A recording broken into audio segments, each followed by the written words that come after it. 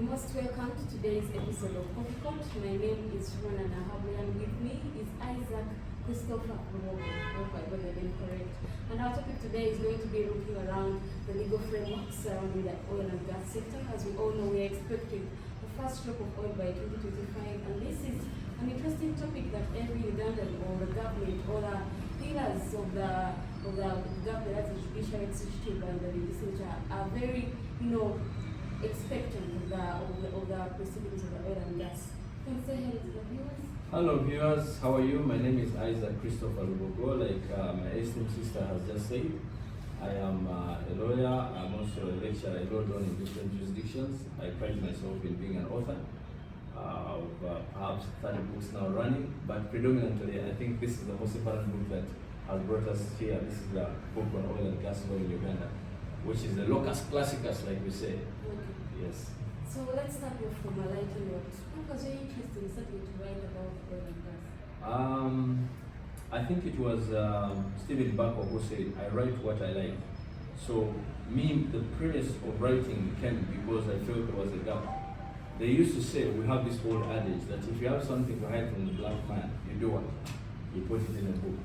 And I think it was, there's a gentleman who said that they have made black being a disgrace. I intend to make it a virtue.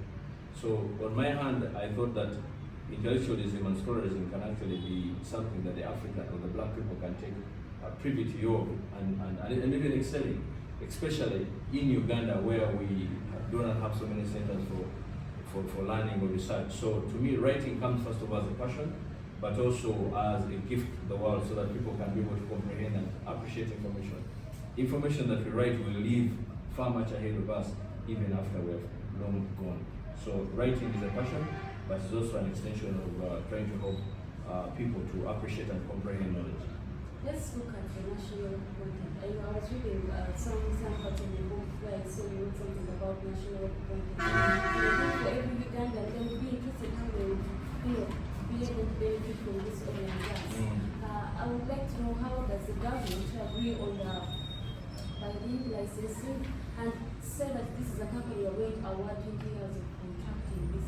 How does that even start? It's a long process. First of all, there is an oil and gas policy for starters. The government came up with an oil and gas policy that governs everything that has to do with oil exploration, as you know, beginning from the first stage, the second stage, to the third stage, as it were. I'm trying to be as simple as possible without using a lot of legal jargon. So predominantly, when you talk about national oil content in terms of exploration, in terms of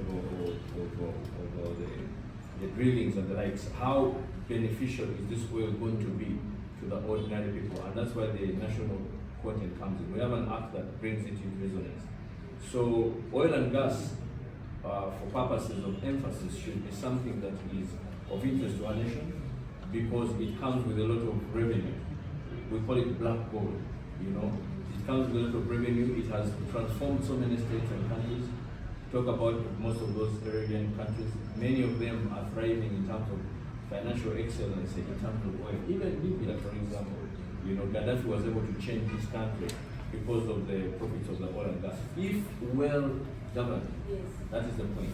If well governed. I would like to know, still this because under the government of Uganda say the only way, apart from the host communities, can benefit from this is through linkages, agriculture, accommodation, all these setups are going to be part of the renewable region. Do you think this is viable? Or do you think the revenue is going to be in the host communities, and what if the investors in this part of the country get the money and then they are able to utilize it even more than the host community? Yes, and that's a very important point. National local oil content becomes a question of importance because at the end of the day, we talk about what they call equitable distribution of these resources. There are countries, for example, those oil producing countries in Saudi Arabia and the likes, have this element where every individual of the country is a stakeholder in terms of benefit. Every dollar that is drilled out of that oil becomes a benefit automatically, and they actually get benefits out of it. The question perhaps you're raising is whether or not we have equitable distribution in terms of when it comes to oil and gas, when it comes to revenue. That's a question of debate, because I know for a fact that there are people who call it my oil. I think you probably been on record where people say I am the person who came up with this oil and therefore it is my oil. I also know for a fact that we have a problem of corruption in this country, and the corruption goes to the root of the problem. Do we have enough sandbags perhaps to protect, in terms of protecting the common person, like you rightly say, who is way back in the Albert and Robin area? Are they able to benefit directly from the fruits or from the resources that are going coming out of the oil and gas, revenues, if you like? I would say yes, in the law it is there. Practical is the other question. It may be there in the law, it may be enforceable in terms of the law, but do we have the will, the spirit, the will to enforce the spirit and letter of the law? Perhaps that's the bigger question again that I ask myself. And that's particularly good. We think the gender is comfortable in the in your opinion. They have no choice. What do? He who has that proverb, he who has the pipe calls the what? The tune. At the end of the day, you see, even before you begin exploration, you have to go way back and get money from World Bank and IMF. World Bank and IMF has given us money in respect to that, to remember. Yeah. And they are saying we have to actually remit a certain percentage to them for purposes of again sandbagging ourselves, which I think is true. And some countries have been doing it. So even before we begin thinking about whether or not we are enjoying this 15%, the question is, do we have these so-called big brothers, bullies, for lack of a better word, who come in and say, if you don't play games this way, then I'm not going to do that. Because as a country, Uganda, we may not have the capacity.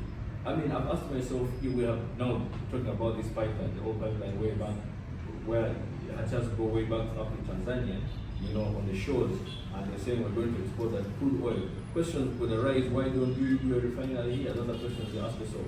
But again, as I said, if you are that poor and you don't even have the resources to begin exploring oil yourself, and you're still dependent on those so-called countries which are giving you the donations in terms of grants and stuff like that, and this will come in terms of loans, you know, which we have to pay back at a certain time, then you find yourself in a country, in a problem. It's a serious dilemma as a country. So perhaps the bigger question would be, do we have sufficient guidelines, provisions in terms of the law that would help us to really benefit equitably as a nation, but also as individuals, not only as Minyolo, by the way, because we may be excited about urban area and say, okay, it's only the Minyolo people. But I think for all intents and purposes, we should be broader in terms of the bigger country. You and I may not come from Minyolo, but are we excited about what's going to happen in Minyolo? Are we going to benefit from the resources that are going to come from Minyolo? Those are the questions perhaps that will win the day, if you like. Let's talk about the imports. We all know that imports from petroleum products going to be the largest import bill. And do you think once we have the resources here and we are able to have the refinery here and then we can process our own oil from crude to the refined oil, do you think it is going to affect the prices here? Yes. Because I had a conversation with one and they said if you're able to reduce the prices, the inflation, then that means we're going to attract people from outside to come and then buy this fuel and sell it outside at a higher price. Like they are maximizing the profit more than us. Yeah, you see, when you talk about issues to do with price determination, price setting and the likes, as I said, the organization, international consortiums that actually govern price, sales of oil and gas. You, as a country who is just beginning to think of exploring, is competing with the country which has done it for over 10, 20 years. You know, with better benefits, with better bargaining skills, and better, market. They know the market perhaps much better than you. So the question you're asking is, if I don't think as a country we have even a sole determinant of what price this oil is going to run at, because we have to depend on those big consortiums that have already been in the game, the OPEC lights and the like. So the question is in terms of whether or not we have enough capacity to pull it off as individuals. That's the problem that we have. We are excited about the oil, we're excited about the remits that are going to happen, but I don't think we're in a position to give ourselves that, we're going to cut our cake this way. Because already, as I told you, there are already determinants who have been in the field for a longer time, who have bigger muscles and bigger pulling powers. Oil and gas, as I say, is extremely valuable. It has a lot of resources that's likely to pull for this country, but it has also got backfires. Maybe later you will probably go to ask me about things to do with the resource tax and the Dutch diseases. and stuff like that. Those components, and whether or not we have got substantive or even provisional laws that have got safeguards to protect against issues to do with corruption and the likes. No, I think it's process by process, because I remember last year, the Ministry of Finance launched a charter, a public charter where all these finances are going to be managed, and they were really transparent about it. So I think by the time 2025 comes, they will be able to come up with a legal framework that say that networks these resources to the full team. But maybe to talk about your book and to refer to it, I'd like to know about the market consortiums. What influences them? What influences what happens there in regards to our OPEC? These countries that have been there, Russia, Saudi Arabia, Angola. What lies there? What exactly is the case? You see, the biggest challenge you have is, first of all, is the Africanization of some of our products. You'll ask me, what does that mean? By Africanization is that in most cases we have a tendency, even as Africans, by the way, we have a tendency of not believing in ourselves and not even perhaps making our products marketable so that they can be able to compete. At a later time, I know you probably ask me about the kind of oil that we have. There is a difference between the kind of oil that we have is actually sweet oil. You'll argue and say, what is sweet oil? In terms of the density, the ability for you to make better products in terms of what? Inflammability, if you like. And those are arguments that can be propounded by people who have a stronger bargaining tool in terms of, first of all, the finances, but in terms of also the brain. You know, recently, and they were talking about even agreements in terms of which entities are actually running this on your behalf. I know Sinop, for example, and others like Total and like have had issues with us. The Chinese perhaps now have the lion's share in terms of their explorations. But every time it comes to that, you know there are connotations and there are strings attached. So again, this begs the question of whether or not we as a country are in position to safeguard and promote our oil so that everyone can actually benefit equitably. You know, so that's the other question that we need to ask ourselves, even as people who are excited about what's going to happen to oil tomorrow. But what do you think influences the decisions and the prices in these consortiums, like OPEC or the big basket? As I said, the bigger bodies who have been in experience for long, they have the better one, they have actually the reserves, they have resources, you know, they are not depending on someone to explore oil, they have their own companies that run their own businesses. So those are going they're going to be the movers and the shakers. For you, you act on behalf of them. You are actually getting people to come and run things on your behalf. You understand? You have to hire experts to act. So there are commissions that are going to be given to them. So again, those who have the lion's share will determine. Do you think the meter regulations relates to this? Meter regulations has to do with how an entity can be able to govern its own organization. These are regulations that you may come up as an organization and say, these organizations, what happens is that government gives you mandate to make laws or regulations to govern, self-govern. The only thing that government does is to be on the outlook and say, I'm not going to interfere, but I'll be able to watch and see that actually what you say we're going to do in the regulations you're actually doing. So that's what meter regulations are. So that they are provided for in the law, and that's also a good thing that we need to look at. The other thing that had to do with perhaps where you ought to have asked me a little bit had to do with the whole stabilization clauses. Again, which are also important in terms of contractual licensing, call them. We have what they call production sharing agreements, which we have. You talked about transparency, and that kind of piqued my ear. I'm like, transparency? Are you sure about transparency? Is there transparency in oil and gas as far as Uganda is concerned? Many people ask things to do with production sharing agreements. I have a privilege of examining oil and gas at master's level. And some of the students who come to me, there was a time when we had a debate which had to do with production sharing agreement. And we asked the students, can you actually at very last, you are making an argument in terms of production sharing agreement for Uganda, and they're saying it is substantive enough, it's equitable enough. Do you have a copy of it? Can you avail it to us? Parliament has said this is public information, but if I ask you, share me, give it me, none of you. I have samples of it here, but those are basically more like drafts. So we don't even know what is exactly inside those agreements. So even before we begin arguing about equitability, price selection and stuff like that, there are bigger questions to ask as far as transparency is concerned. In regards to resource utilization, now we have seen countries like Nigeria having their own national radio stations, where the regulator owns these radio stations. How do you think that can be achieved then? It is a possibility, yes, and it happens. Shell does it, BP does it, Total does it, and other Oxel and stuff like that. They do it. That's possible. Yes, those explorers can actually run their own, oil stuff and stuff like that. And like rightly pointed out, Nigeria is probably the best example that has some of those components. The bigger question perhaps is if we don't have checks and balances. If you are the person who's cooking the food in the kitchen, serving it, perhaps even giving it to respective people, then the question is, everything's going to be dependent upon you.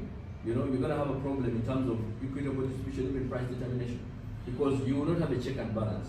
That's the problem that is likely to come in terms of the equitableness of price selection or even determination. They can decide to say, let's lower down the production because we want the price to go up.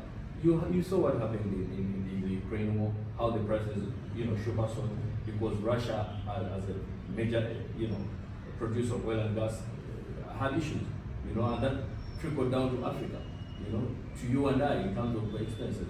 So, like I said, there's a danger in that. If those companies that have the mandate to do that are given the mandate to explore and do whatever they do, then we're going to have a problem. Perhaps the rescue would be in terms of stabilization clauses, like I said, which will be envisaged in these contractual agreements that are proposed or that we sign with these organizations or whatever, so that they have what they call stabilization clauses and say we can only operate within these margins. You mentioned something in the book in regards to which diseases. So what do you make of that? Dutch disease is the negative effect of resource scarcity. Dutch disease is basically over-reliance on the products or produce or the revenues that come out of the oil exploration. We get excited and say, we have struck gold, we have struck back gold. Now we have it all. So what happens? We neglect every other section and concentrate on what? On oil and gas. And we neglect vital areas like healthcare, vital areas like education. That is what they call the Dutch disease. So, do you think it's possible for a country like Dubai? Yes and no. Yes, if we have the will and the right people selected to do the job, we can do that. No, if we still have this idea of saying it is my oil, if we still have this idea of corruption in the country. As we wind up and get close to the end of this conversation, I would like to know your mind, pick your mind in regards to the quality of the oil. We have seen UAPs come out and say some of your oil is poor, hard, dialogues with the Total, Shell, your oil is substandard. But now we're going to have our own oil. How do you think we're going to bridge that gap of having the quality oil as we need? Like I said, the bigger countries, the bigger police in most cases have already their price determined. They have better quality oil in the sense that they have actually existed for a long period of time, and therefore they can be able to, govern and keep the market. Total, Shell, and the likes. The question now we have is that other petrol stations, for example, petrol stations, that, like you said, give poor quality oil. They do it because of the competition. You're dealing with a person who has been there for over many years, who has the capacity to supply as much as possible, who has subcontracted almost the entire world and knows where the oil is. And you, who's just beginning, cannot compete with them favorably because you're putting in too much. So what happens? You're tempted to do what? What's the word? To adulterate the oil so that you reduce on its quality, thinking you are actually you want to make money, but you're actually killing your product in the end. That's why I'm sure there are certain places where you would want to fill your car with gasoline because you're sure maybe I can only go to Total or Shell. I'm not sure about these others because their oil is adulterated and therefore cannot work well. And that's why UNBS is coming up with those provisions and saying, wait a minute, let's check on the quality of oil. That comes because of the competition. That comes because of the bigger person who's perhaps enjoying even subsidies or even enjoying tax exemptions or even has made his way out. That's the point that brings about that issue. Give your remarks in regards to this conversation, your framework, and regards to oil and gas. My final remarks is that you are living in yesterday's world, and that is my disappointment. I would have expected you to ask me in terms of the future. Right now we are transcending. If you see one of that book there, that green book, it's called Sustainable Renewable Environmental. Now what we need to talk about, even countries like Qatar, by the way, are now thinking beyond oil and gas. Here in Uganda we're excited about oil and gas. People are thinking past oil and gas. They are thinking past renewable. They're talking about renewable energy. They're talking about blue economies. They're talking about hydrocarbon economies. They're talking about issues that address issues where the ocean loses their memory. They're talking about things to do with methane. They're talking about solar energy. They're talking about geothermal. They're talking about hydropower. Those sustainable energies are the things that I think we should be substantively focusing on. I got a call recently from an engineer who's doing research for the president. He told me I'm talking about hydropower, hydrocarbon, energy in terms of sustainability. Clean energy is the point. The minister has allocated, they want to start investing in it. So that is another part of the energy. But of course, for today, we are looking at oil and gas. And if you pick your mind, since you've been writing about it. Absolutely. And the beauty about it is that I've talked about it here in terms of the way forward. But you see, if you wait for something to happen, it's not a good thing. You need to prepare. So even as we're transiting, the oil and gas is a good experience. We have to learn from the bad experiences, like I said, the resource gas, learn from the good countries like Norway have done it well, and then also prepare ourselves for a transition into better oil and even sustainable energies, like I say. So to me, I think that will be a better story for us as a country, even as an entity in terms of oil and gas exploration. And also decommissioning, by the way. You did ask about decommissioning. What about it? Decommissioning is a very important aspect because after we explore the oil, there are countries that are now crying tears because they don't have substantive or effective decommissioning provisions. When you've done the oil away, how about oil spills? How about challenges of whether or not these oils can actually, how about the community around? How about socio-economic impact on the community of exploration? There's going to be an influx of foreigners, issues to do with the girl child, issues to do with land acquisition. So there are many things we can talk about. We can always talk about that, and of course, we have 25 minutes or 30, we can have a prolonged conversation. Interesting, there, of course, a conversation with Mr. Isaac Christopher Lubogo. Yes. We do know that in the past has held suppliers workshops, has brought in experts from Nigeria and other countries that have been already trading with us oil and gas, and they are hoping for a young country like Uganda that is new in this field. They are trying to get the expertise it can need, and I hope they are able to get the right information so that this revenue at the end of the day remains in the country. As always, my name is Jonah Nahabwe, and thank you for the pleasure of your time. Have a good night.